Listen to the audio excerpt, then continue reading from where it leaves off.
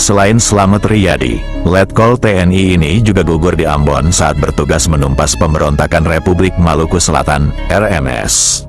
Seperti diketahui, dalam operasi militer penumpasan pemberontakan RMS, Slamet Riyadi, salah satu perwira muda TNI harus gugur diterjang peluru penembak gelap dalam pertempuran menumpas pemberontakan RMS.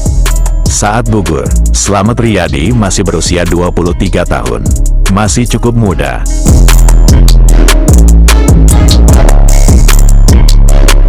Nah rupanya, selain Slamet Riyadi, ada perwira muda TNI lainnya yang juga gugur dalam pertempuran di Tanah Ambon itu.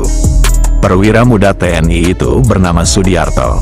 Pangkatnya ketika itu adalah Letnan Kolonel. Sama seperti Slamet Riyadi yang gugur dalam usia muda, Sudiarto juga gugur dalam usia yang masih cukup muda.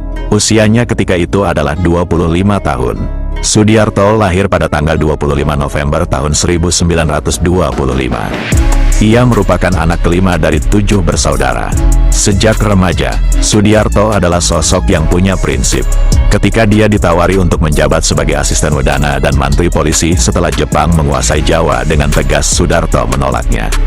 Ia lebih memilih untuk masuk militer bersama kakak-kakaknya. Sampai akhirnya, Indonesia pun merdeka. Sudiarto masuk barisan TKR, Cikal Bakal TNI. Pada tanggal 16 Mei tahun 1946, Sudiarto tercatat sebagai komandan batalion dengan pangkat mayor.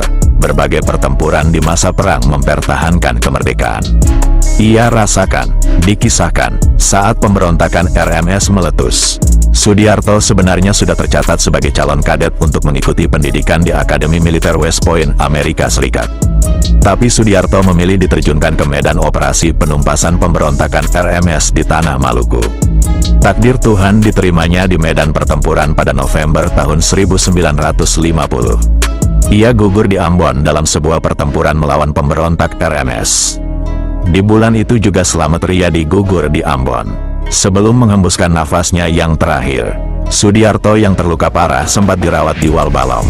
Tapi, nyawanya tidak tertolong. Setelah gugur, untuk menghormati jasanya, pangkat Sudiarto dinaikkan 2 tingkat secara anumerta menjadi Brigjen.